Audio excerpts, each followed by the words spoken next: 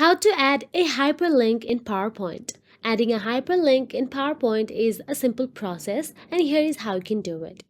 Firstly, open your PowerPoint and go to any blank document or any saved files in your PowerPoint. Now, once you're inside your PowerPoint slides, figure out if you want to add a hyperlink on your text or an object. So here I am highlighting the text for hyperlink. So all you have to do is write down a text. So here I'm writing down my link. If you have an object, all you have to do is click on the image, shape or any object you want to hyperlink. Now here for text, highlight the text you want to hyperlink. Once you highlight the text, now go to the Insert tab on the ribbon. Now inside the Insert tab, look for the link or hyperlink option available there. Now paste the website URL address on that field.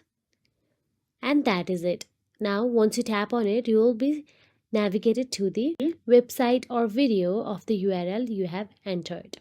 So that is it. All you have to do is click OK, and in slideshow mode, click the link text or object to test the hyperlink.